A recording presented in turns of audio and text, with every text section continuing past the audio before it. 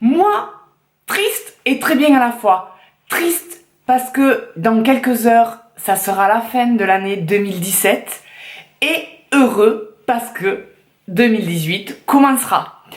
Voilà, donc c'est la dernière vidéo de 2017.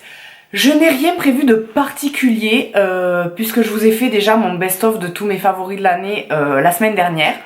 Là, je vais juste en fait vous parler je vais vous faire un j'ai dévoré, j'ai lu, puisque oui, ça fait très longtemps que je vous en ai pas fait, mais je vais vous expliquer pourquoi.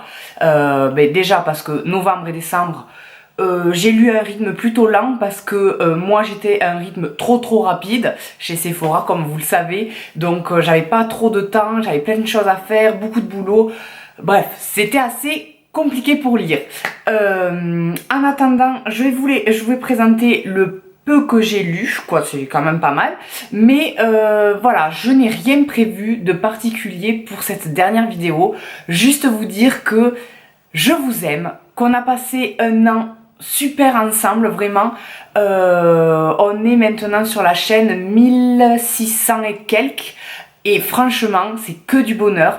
Je vous adore, je vous remercie. J'espère qu'en 2018 on sera encore plus nombreux, qu'on partagera encore plus, que je vous ferai encore plus rire, que je vous apporterai encore plus de bonne humeur parce que c'est mon but. Voilà, ma chaîne c'est vraiment pour partager mes passions avec des gens aussi passionnés et qu'on s'amuse et que surtout on ait le sourire. Voilà, c'est le plus important pour moi. Donc, avec le sourire, on commence tout de suite. Donc, vous connaissez le principe du j'ai dévoré, j'ai lu. Les livres que j'ai lus, je vais vous les présenter en 4 catégories. Les j'ai boudé, les j'ai goûté, j'ai croqué et j'ai dévoré. Puisque vous savez que je suis un gros gourmand, donc je les classe d'une façon un peu façon gourmandise. Et on commence tout de suite avec un j'ai boudé. Mais j'ai boudé, mais grave. Donc c'est Les Disparus de Plumpenston de Audren aux éditions Albin Michel Jeunesse. Donc celui-ci, je vais être sincère, j'ai craqué dessus par rapport au résumé, mais j'ai craqué dessus vraiment sur un coup de tête en fait, sur Amazon. Parce que sur Amazon il était pas cher et que le résumé m'a intrigué. Donc j'ai craqué, mais je n'aurais pas dû. Pourquoi? Parce que c'est un livre que je n'ai pas fini.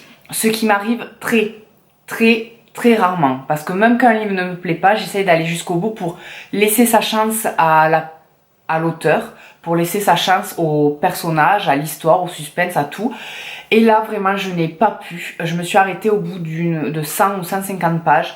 Oui, 100 pages, parce qu'il y en a 280. Donc j'ai lu un peu plus de 100 pages, mais allez, 120 grammes maximum. De quoi ça parle? Alors, en fait, on est dans un camp de vacances d'été où une jeune fille du nom de Tiffany Claire va disparaître. Et quand l'enquête va commencer, l'enquêteur va se rendre compte que les gens qui parlent d'elle ne la connaissent pas vraiment et sont en contradiction tout le temps. Il y en a qui disent qu'elle est petite, d'autres qui disent qu'elle est grande, d'autres qui disent qu'elle est brune, d'autres qui disent qu'elle est blonde. Quoi, ils se rendent compte qu'en fait, personne ne connaît vraiment cette fille-là et qu'en plus, très bizarre, elle n'est pas enregistrée dans les dossiers du camp d'été.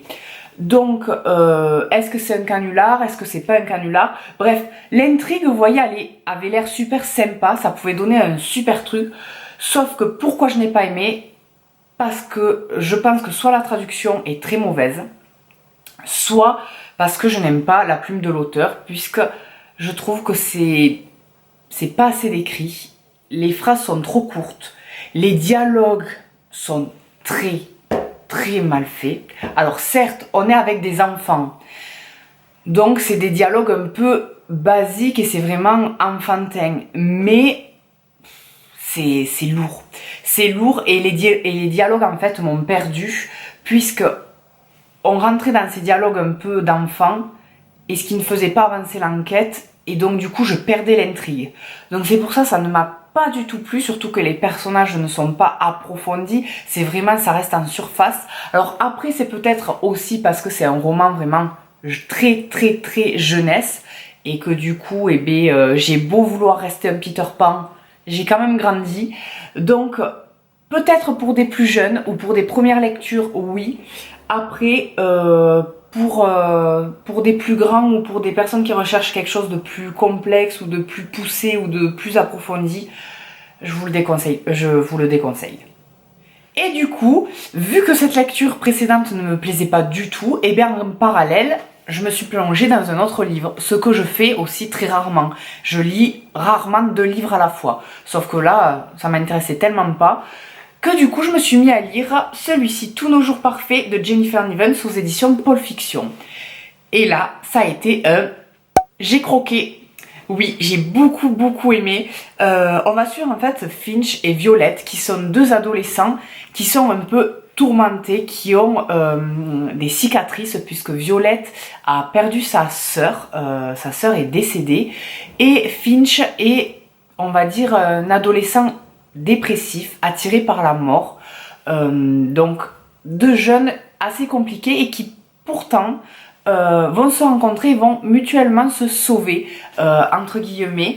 Je ne vous en dis pas plus, mais vous allez voir, c'est très bien fait, c'est très beau. Les dialogues, je les trouve fabuleux. La réflexion qu'il y a derrière, j'aime beaucoup. Donc du coup, ça parle de tout ça. Ça parle des adolescents dépressifs, la pression qu'on peut mettre sur les adolescents, ce qu'on peut ressentir lorsqu'on est en train de grandir et qu'on se sent un peu perdu, qu'on se sent un peu étouffé par cette société qui nous demande beaucoup de choses, qui nous demande d'être beaucoup de choses. J'ai trouvé ça très bien fait en fait, puisque ça parle d'un sujet lourd et dur, mais avec un côté très poétique. Voilà, puisque ça va tourner autour de ces 2 personnages qui forcément, comme vous l'imaginez, va déclencher une relation amoureuse. Voilà, je ne vous le spoil pas parce que même dans le résumé, c'est entre guillemets dit. Mais c'est une relation amoureuse pas du tout cliché, bien au contraire, c'est une relation amoureuse intense, construite et vraiment exceptionnelle. Et surtout, ce que j'ai aimé, c'est que la fin, alors je m'attendais pas à ça, c'est assez dur, mais j'ai aimé parce que c'est très réel en fait, c'est très réel, c'est vrai. Et du coup, le fait que ça a été aussi vrai, avec autant d'émotions et avec autant de sentiments, et bien forcément, j'ai adoré. Et pour le dernier, ce n'est pas un livre, mais 3 livres, puisque c'est une trilogie que j'ai engloutie en une seule fois, une très bonne saga. C'est pour ça aussi que ça m'a pris du temps avant de vous faire les j'ai dévoré, j'ai lu, parce que je me suis plongée dans cette saga, et du fait qu'en plus je n'avais pas trop le temps de lire, ça a pris du temps. Donc, ça a été un j'ai croqué, et c'est la saga Le Pacte de Jenny Han et Sobian Vivian aux éditions Scarlett. Donc le tome 1 c'est Vengeance, le tome 2 c'est Mensonge et le tome 3 c'est Trahison. Alors, pourquoi ça a été un j'ai croqué, pourquoi j'ai autant aimé? Parce que c'est une trilogie pleine de surprises et très agréable à lire.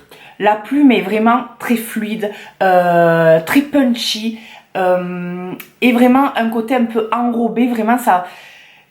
Il y a une atmosphère que j'aime beaucoup et vous allez comprendre très vite pourquoi. Puisqu'en fait ça se passe, on va suivre 3 jeunes filles, Kate, Lilia et Marie, qu'on va suivre sur une petite île aux États-Unis, la petite île de Jean Island, qui se situe pas très loin de Boston. Et en fait, c'est vraiment cette petite île où tout le monde se connaît, où tout le monde a grandi ensemble, où c'est une atmosphère de, vous savez comme j'aime les petites villes américaines. Donc ça, mais forcément de suite, ça m'a happé. Et le fait qu'en fait, ces 3 jeunes filles vont devenir amies, certaines l'ont été, d'autres le sont déjà, mais elles vont s'allier ensemble pour se venger de quelqu'un ou de quelque chose. Voilà, elles ont ça en commun, elles ont cette envie de vengeance, et c'est ça qui va les réunir et qui va les lier et qui va faire en fait toute une histoire, puisqu'il va se passer forcément des choses, donc il va y avoir des conséquences, et surtout, il y en a une des trois qui est particulière. Alors, vous allez me dire, mais qu'est-ce que c'est qui est particulier? Et c'est ça que j'ai aimé, c'est que ça crée vraiment la surprise de la saga. Je ne vous dis pas si c'est de la magie, je ne vous dis pas si c'est de la science-fiction, je ne vous dis pas si c'est une maladie mentale, je ne vous dis pas si c'est une illusion, je ne vous dis pas si c'est un rêve. Ça peut être plein de choses, mais en tout cas je pense que ce personnage-là va vous surprendre. Et ce qui va énormément vous surprendre, je pense, parce que moi ça l'a été, c'est la fin. La fin de la saga, je m'attendais pas à ça, mais pas du tout. Puisqu'en fait, on retrouve les personnages bien plus tard, qu'est-ce qu'ils sont devenus, et je m'attendais pas à ça. Je m'attendais pas à ces directions-là, de ces personnages-là. Donc du coup, ça m'a encore plus surpris.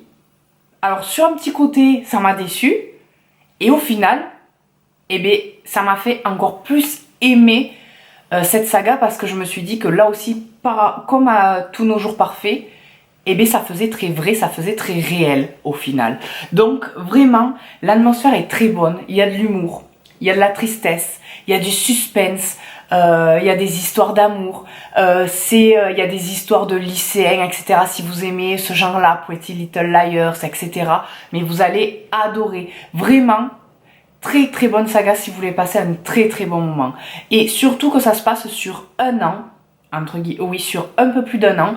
Donc du coup c'est très agréable à lire selon les saisons. Puisque vous passez sur toutes les saisons, vous passez sur l'automne, sur l'hiver, sur l'été. Donc vraiment c'est ça aussi que j'ai aimé. Parce que j'ai commencé à le lire et bien, quand il faisait encore beau. Et ça commence, du coup, pareil, ils sont à la rentrée, donc il fait soleil, etc. Après, je suis arrivée sur l'automne et sur l'hiver en même temps qu'eux. Donc vraiment, j'avais les saisons en même temps que les personnages. Et ça m'a fait encore vivre le truc encore plus fort. Donc vraiment, ça a été un gros j'ai croqué, presque un j'ai dévoré. Voilà mes amours, ce j'ai dévoré, j'ai lu est terminé et ça sera le dernier de 2017, mais il y en aura plein d'autres pour 2018, ça c'est sûr, puisque je compte pas m'arrêter de lire, j'espère que vous non plus. D'ailleurs dites-moi vous ce que vous avez, le dernier livre que vous avez lu pour 2017. Moi voilà, ça a été le dernier tome de la saga que je viens de vous présenter, et là j'ai commencé Phobos 4, donc il me tarde de vous en parler parce que déjà c'est un gros coup de cœur. Voilà, je vous dis juste ça, mais en tout cas, n'hésitez pas à me le dire en commentaire, quel est le dernier livre, ça m'intéresserait beaucoup, et ce que vous comptez lire pour 2018. En tout cas, j'espère qu'en 2018, comme je vous disais en début, on sera encore plus nombreux et qu'on partagera encore plus. Moi, je vous fais de très, très, très gros bisous. Passez un très bon réveillon de fin d'année ce soir, et je vous fais encore plein, mais plein, plein, plein de bisous. Mouah.